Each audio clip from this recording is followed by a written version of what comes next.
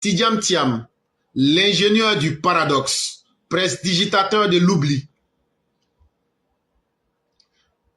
Tidjam Thiam là, il dit qu'il est ingénieur, mais ingénieur de quoi?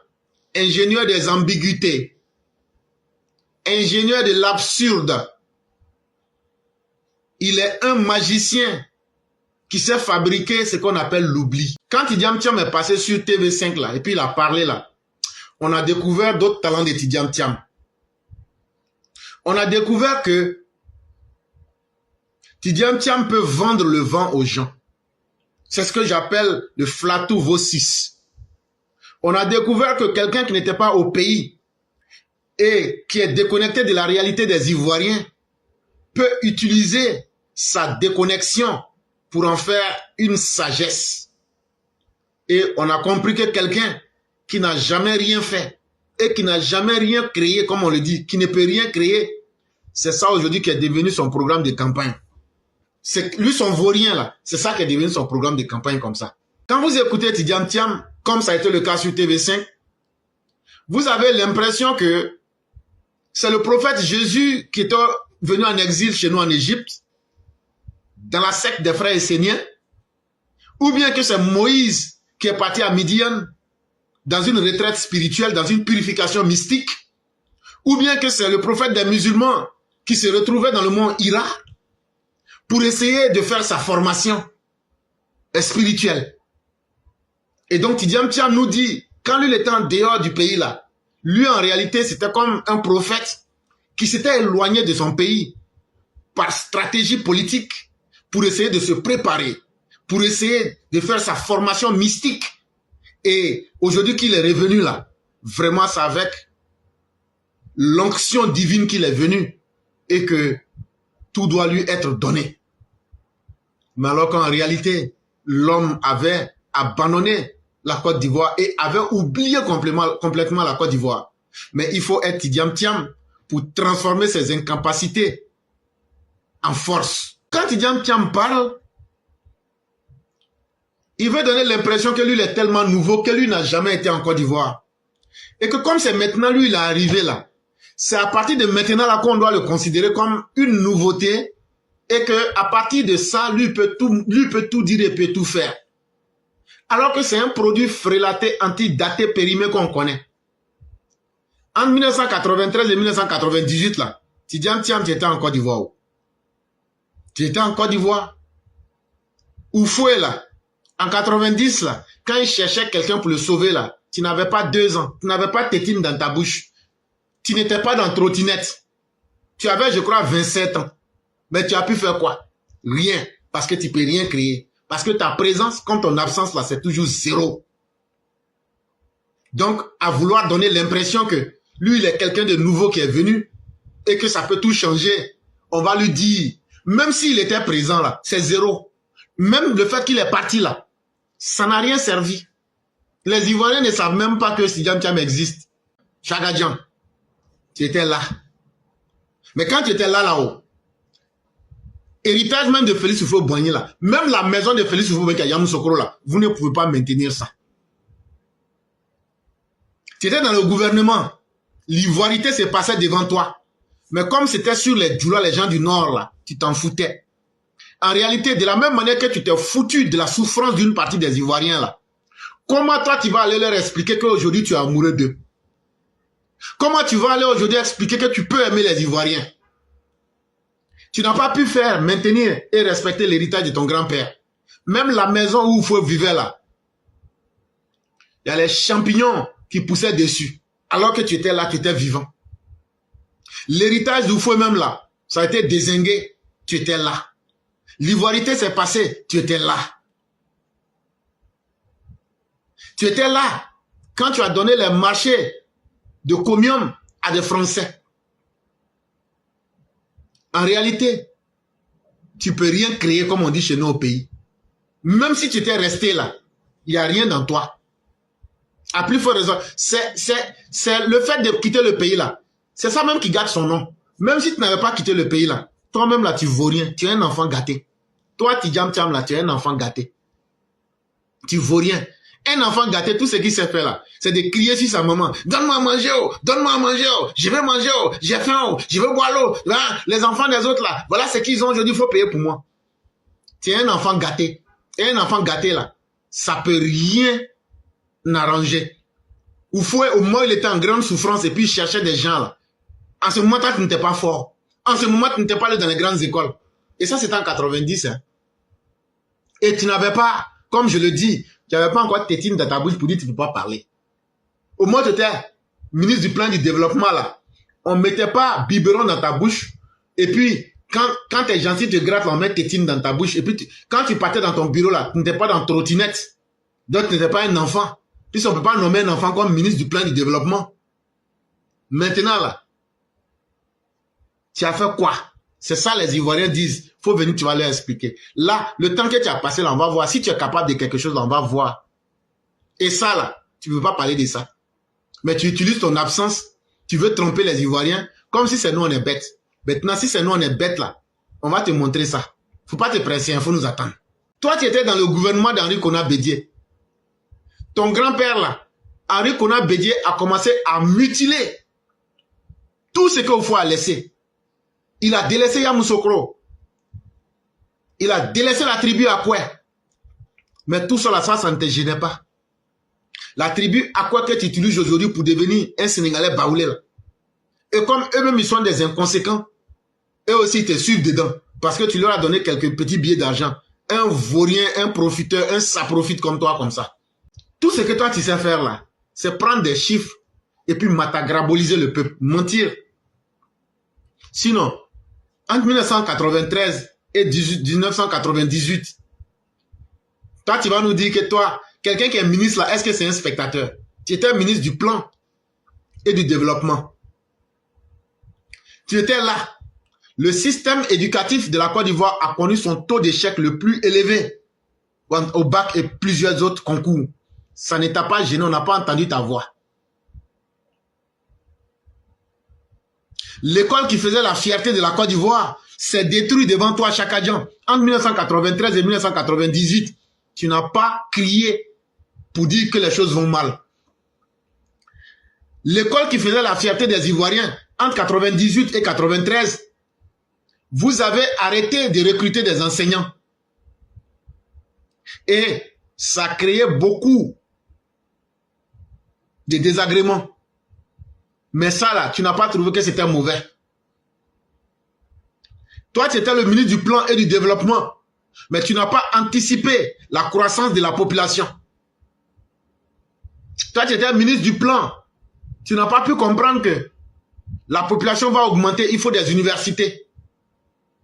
Tu as laissé notre université qui était là sombrer dans les grèves. Les amphis étaient surpeuplés. Mais tu es resté indifférent. Quand il s'agit des hôpitaux et des dispensaires, au lieu de créer de nouveaux dispensaires, vous êtes venu dire que vous, ce sont des études de faisabilité. Ça veut dire, vous êtes en train d'étudier pour voir si on peut faire des dispensaires ou pas. C'est dans ça que vous êtes resté de 1993 à 1998.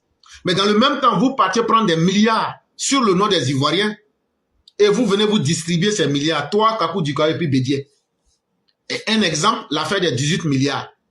Vous partez prendre des milliards sur le dos des Ivoiriens et vous venez dire, voilà les projets de faisabilité. Voilà les papiers, on a écrit, on va voir si on peut faire, mais si on ne peut pas faire. Mais vous avez déjà pris l'argent, vous avez partagé entre vous. Voilà comment vous avez dirigé le pays. Au moment où les Ivoiriens avaient besoin des dispensaires, vous étiez là en train de leur parler des chiffres. Tiens, Chaka Dian, c'était le moment où il fallait parler. Et tu avais un pouvoir pour agir en ce moment. Tu as fait quoi? Et qu'est-ce qui t'a empêché de ne pas pouvoir jouer ton rôle puisque tu étais le ministre du plan et du développement? Quand on dit que c'est toi qui as participé à détruire l'héritage de ton grand-père, soi-disant grand-père là, tu étais dans le gouvernement, tu pouvais prendre des actions, surtout que ministre du plan et du développement là, tu pouvais patiemment mettre des solutions en place pour ne pas détruire ce que ton grand-père soi-disant avait déjà mis en place. Mais vous étiez un gouvernement de braqueurs, un gouvernement de vautours, un gouvernement de rapaces. Alors qu'on te demandait de faire du concret, à défaut de pouvoir construire pour ajouter sur ce que ton fameux grand-père a laissé. Il faut maintenir, tu n'as pas pu maintenir. Tu n'as pas pu ajouter aussi. Et qu'est-ce que tu faisais? Il faut expliquer ça aux gens. Tu prenais tes amis de McKinsey et eux ils venaient et c'est eux qui te donnaient des chiffres. Et puis toi, tu te contentais de ça. Et la Côte d'Ivoire sombrait progressivement pour aller vers le bas. Tidjam Tiam là, c'est lui qui a fait ceci. Tidjam Tiam là, c'est lui qui... Mais tout ça là, tes partisans peuvent se laisser berner. Mais avec tous les mensonges que vous alignez là, nous on peut te dire que toi-même là, tu as été un spectateur. Dans tout ce système-là, tu n'as été qu'un spectateur. Et tu n'as rien apporté. Quelqu'un qui est ministre, mais qui se comporte comme un chasseur qui est en pleine brousse et qui ne sait pas dans quelle direction il va. Comme quelqu'un, tu as une carte, mais tu n'as pas de boussole. Et c'est pourquoi tu n'as pas pu réaliser quoi que ce soit. Parce qu'au fond, en réalité, tu ne vaux rien. Alassane Ouattara que tu critiques aujourd'hui, là, ton grand-père, là, il lui a fallu 33 ans pour pouvoir bâtir quelque chose. C'est pas en 5 ans. Faut arrêter de mentir. Et je l'ai toujours dit, le plus gros mensonge que l'Occident a réussi à mettre dans la tête des Africains, c'est que chaque 5 ans, il faut changer de président. Mais les présidents qu'on change chaque 5 ans, là, est-ce que ce sont des gens qui sont formés à créer quelque chose? Est-ce que l'Occident s'est construit en 5 ans? En réalité, c'est une nouvelle forme. Quand tu entends, c'est joli. Non, on change les dirigeants. Mais le problème n'est pas de changer les dirigeants. Le problème est d'avoir des hommes capables qui peuvent laisser des choses utiles à leur population. Voilà de quoi l'Afrique a besoin.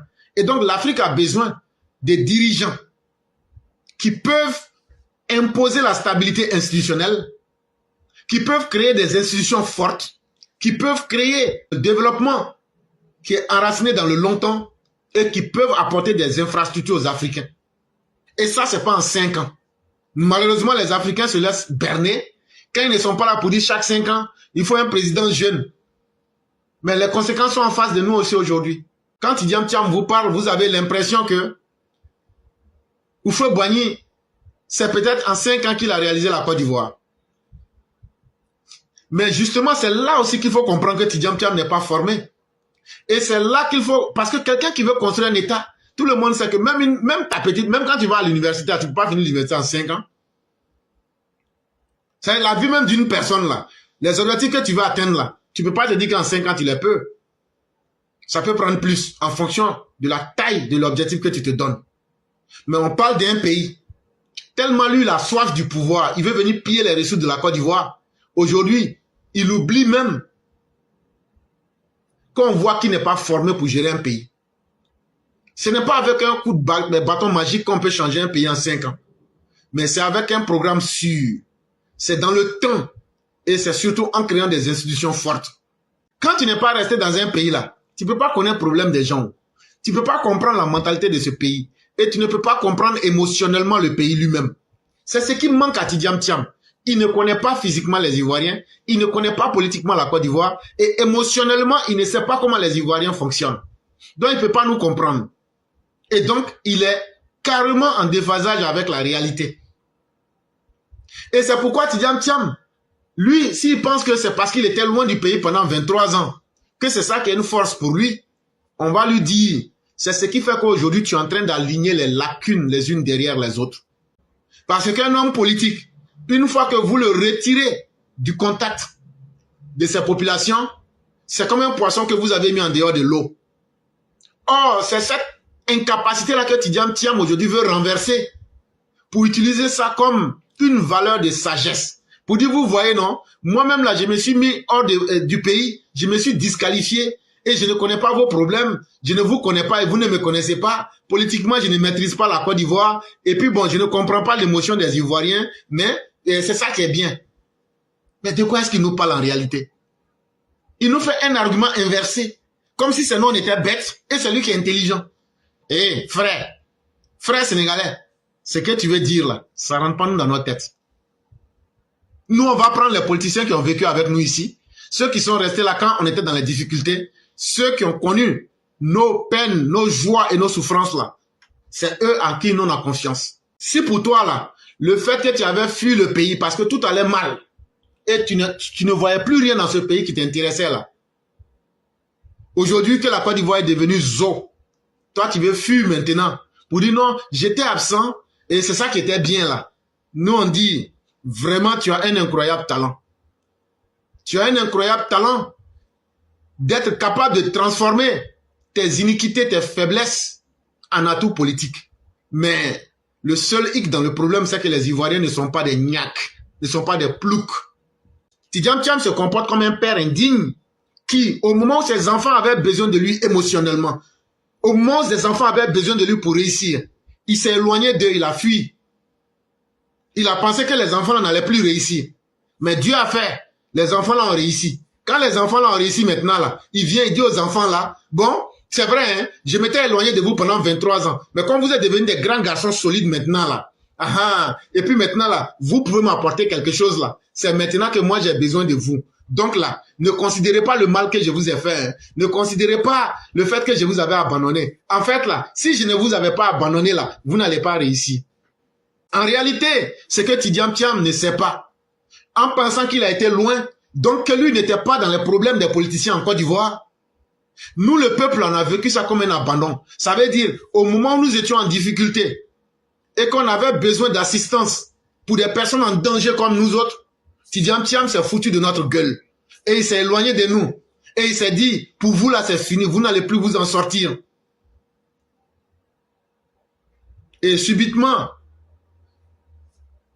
alors que lui, il occupait des postes très importants, même sa seule parole pouvait apporter un changement. Il n'a jamais parlé. Il ne s'est jamais intéressé aux Ivoiriens. À défaut de parler, il aurait pu apporter des actions. Il n'a jamais fait. À défaut de parler, à défaut d'apporter des actions, il aurait pu agir. Il ne l'a pas fait. Ça s'appelle simplement l'abandon de personnes en situation de difficulté. Et ça, quand tu le fais, c'est un désengagement.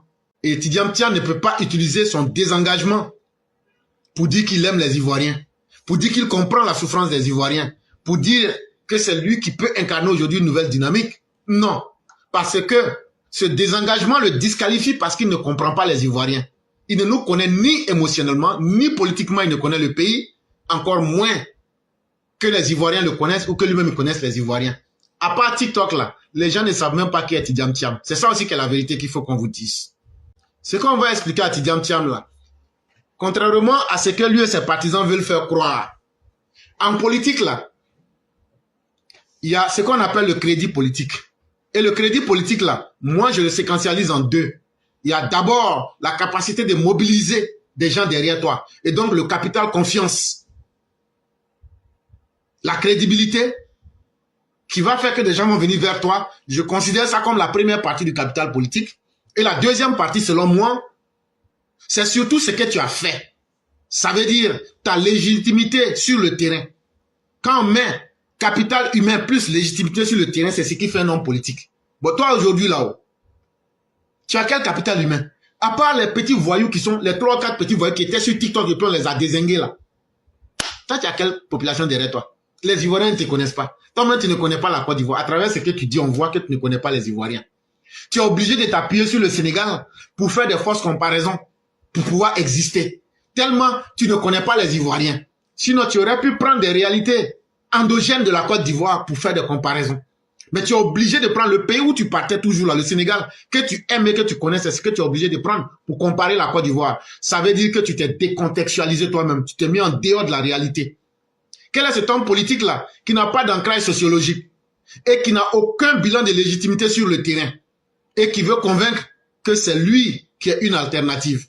Et quand tu veux diriger un pays là, ton CV ne suffit pas. Parce que ton CV là, il y a des gens qui ont plus gros que toi. Tidjam Thiam, tu as le plus gros CV du monde, mais c'est quelqu'un d'autre qui t'a enseigné. Bon, celui qui t'a enseigné là, lui on va le mettre où?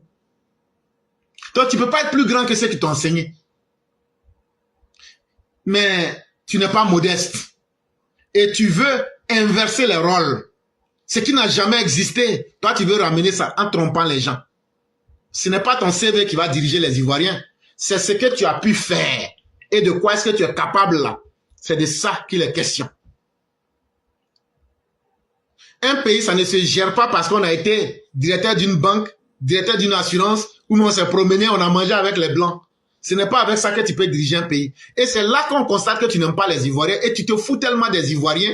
Quand tu te demandes, mais quelles sont tes capacités? Non, j'ai fréquenté, je suis allé dans les meilleures écoles, j'ai mangé avec les Blancs dans les salons feutrés, j'ai été directeur d'une assurance, j'ai été directeur d'une banque. Alassane Ouattara même, là, il a été directeur adjoint du FMI. Mais s'il ne valait rien, là, on allait découvrir, puis on allait dire que tu vaux rien. Ça, là, ça n'intéresse personne. L'enseignant qui a gagné, là, c'est pas ton CV. C'est pas le fait que tu as mangé avec les Blancs, là. C'est pas le fait que tu étais au Crédit Suisse. Et puis, c'est pas le fait que tu es resté à Londres, là, pour gérer une banque, une supérette d'assurance, là. C'est pas ça qui intéresse l'instituteur qui a gagné, lui, il dit d'augmenter son salaire. Le paysan qui a Cinématiali, là, lui, là, tout ce que tu racontes, là, j'ai été au Crédit Suisse, je connais Mark Zuckerberg, je connais le roi du monde, tout ça, là. Lui, il dit, oh, c'est Waiko. Ça, là, tu peux faire quoi? Ce que tu peux faire, là, ça est où? Quand on fout, là, on voit rien. Et ce qu'on voit, là, c'est que l'héritage même de ton grand-père, là, tu as laissé ça. Tu as gâté ça avant de quitter le pays. Quelqu'un qui déteste les Ivoiriens, ça commence d'abord dans sa famille. Un jour, peut-être, en philosophie, on étudie l'égoïsme, la méchanceté. Un jour, peut-être, je vais vous en parler. Mais ce qu'on a constaté, c'est que la méchanceté commence toujours au sein de la famille. Parce que c'est un sentiment. Il faut l'exercer d'abord à un niveau plus réduit avant de l'étendre dans la société. Et qu'est-ce qu'on constate? Les enfants expérimentent ces sentiments-là dans la famille. Et toi, tu détestes tellement Félix Houphouët-Boigny. Tu as laissé Bédier mettre le feu dans l'héritage de Félix Houphouët-Boigny. Quand Gbagbo était en train de saboter Félix Houphouët-Boigny, tu n'es pas sorti pour dire c'est mon grand-père, il ne faut pas parler de lui comme ça. Nous, on a besoin d'un président qui a de la mémoire. Alassane Ouattara, là, quand vous le regardez, là, est-ce que c'est quelqu'un qui n'est pas intelligent? Donc, pour dire que toi, tu es intelligent, là, tu ne peux pas être plus intelligent que le président Ouattara. Ça, il faut laisser. Parce que le président Ouattara, là, il nous a montré que son intelligence peut construire des ponts. Il nous a montré que son intelligence peut construire 6 universités. Il nous a montré que son intelligence, là, lui seul, son intelligence, là, ça a dépassé les 51 ans, de 1960 en 2011, là. Lui seul, son intelligence a dépassé ça. Et ça, on voit ça avec nos yeux. Donc, si on cherche un homme intelligent, là, c'est quelqu'un qui a pu mettre son service, son intelligence au service de son peuple et qu'on peut voir. Alassane Ouattara a déjà réussi ça avant toi. Donc là, tu ne peux pas être plus intelligent que lui. Ça fait 1. Tu n'as pas de mémoire. Parce que si tu respectais la souffrance des Ivoiriens, c'est que tu as dit à Yopougon, là, pour dire que ce qui est arrivé à Ouattara et puis aux gens du Nord, là, que c'est leur problème, là, que toi, tu t'en fous, là. Tu n'allais pas dire ça. Tu as dit que les malheurs que les gens du Nord, l'ivoirité a causé, là, que toi, tu t'en fous de ça. Tu n'as pas de mémoire. Et tu vas encore demander à ces personnes de te voter. Tu n'es pas humble, tu es arrogant. Et ça, là, un dirigeant qui est arrogant, là, Dieu lui-même se charge là, de te rabaisser. Parmi les Ivoiriens, là, même pour aller au contact des populations, c'est parce que tu es obligé maintenant, tu veux maintenant à la Côte d'Ivoire que tu vas quelquefois pour te mélanger aux gens. Ça montre que tu es irresponsable. Ça montre que tu n'es pas capable d'affronter les situations. Tidiam Thiam, quand tu veux diriger une maison, là, dans ton cas, là, c'est comme un enfant, il a fui du domicile familial. Il allait en fugue. Comme un enfant microbe ou même comme un clown. Tu es parti. Tu as fait 23 ans. Maintenant, quand tu es revenu là, la maison de ton papa là, tes frères et puis tes soeurs là, ils ont cassé et puis ils ont reconstruit. Toi-même maintenant, quand tu es arrivé là, tu as honte. Depuis la gare routière, tu dis, bon, il y avait un vieux dans tel quartier. C'est ton propre papa, hein. Tu es obligé de passer par les références maintenant pour chercher ton propre papa. Parce que tu es perdu dans le village. Tu dis, il y avait un vieux ici, on l'appelait tant. Bon, maintenant, sa maison était dans tel coin. Mais vraiment, je ne connais pas la route là. Si vous pouvez m'aider. Parce que tu as honte de dire que c'était toi, le petit-fils, ou même le fils du monsieur. Maintenant, les gens te montrent la maison. Quand tu arrives devant la maison là, tu vois que tout a changé. Et c'est toi maintenant qui viens dire aux gens, comme vous avez fait tout le travail derrière moi, laissez-moi maintenant, moi je vais diriger. Mais, toi tu penses que ton indifférence là, ou même ton opportunisme là, c'est ça qui va nous permettre de te faire confiance? Les Ivoiriens te voient comme un opportuniste. Les Ivoiriens te voient comme un homme indifférent. Parce que l'amour, soi-disant amour que tu veux manifester là, les gens voient ça comme un waiko. Les gens savent que c'est un signe trompeur. Tidiam Thiam, vraiment, on va te dire la vérité. Hein. C'est les Ivoiriens amnésiques. Ceux qui sont devenus tontons là. Ceux qui ne savent plus réfléchir là. Les Ivoiriens qui ne se connaissent plus eux-mêmes là. Les Ivoiriens qui ont oublié leur histoire là. C'est eux qui sont derrière toi. Mais comme les Ivoiriens n'ont pas oublié leur histoire, les petits jeunes que tu vois derrière toi là, ce sont des petits surexcités.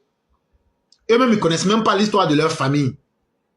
Et donc là, comme tu leur as fait des promesses, c'est eux qui sautent derrière toi.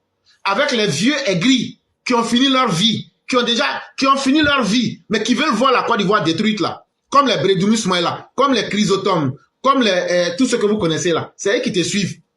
Quelqu'un qui a déjà fini ta vie, tu as quoi encore à perdre? C'est leur groupe là. Eux, ils te suivent. Eux, ils ont déjà fini leur vie. Ils veulent détruire la vie des jeunes. Maintenant, les jeunes inconscients qui sont nés en 2005 là, qui ont à peine 20 ans, tu as payé dictionnaire Larousse, qu'on vend à 2500, 2500 là, tu as payé ça, tu dis tiens, tu leur as montré quelques mots. C'est ce qu'on appelle des éléments de langage. Allez partout et professez que Tidjam Thiam est là et professez que Tidjam Thiam va changer le monde. Hey, le monde ne se passe pas comme ça. Nous les Ivoiriens, nous nous basons d'abord sur la réalité. Nous, on n'a pas oublié les souffrances et les difficultés qu'on a connues. Ton film chinois que tu voulais tourner, puis c'est toi qui es le manager du film imaginaire là. Et puis tu veux faire de la politique fiction là. C'est toi seul qui es ton manager dans ton film de fiction politique. Ça s'arrête là. Mais le vrai électorat de la Côte d'Ivoire qui sait que lui, sa vie compte là, ne peut pas s'amuser à aller choisir un type comme toi. Les Ivoiriens savent qui? Le meurtrier qui se met en Soroguium. Les Ivoiriens savent qui est Blé la Machette.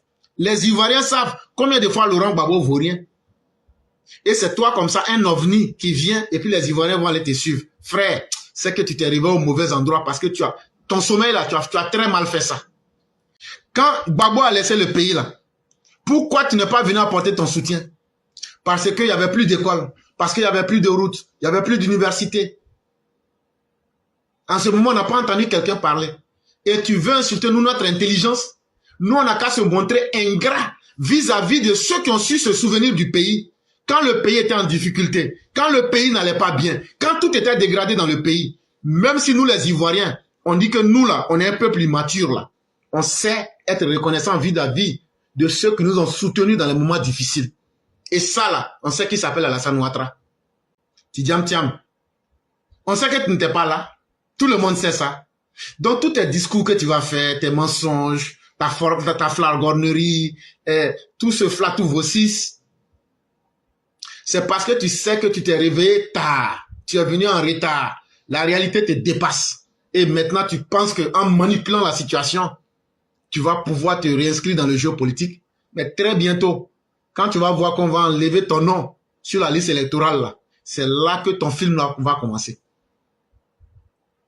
Il est déjà en réalité trop tard pour toi. Peut-être va essayer ça au Sénégal, peut-être que ça pourrait marcher là-bas.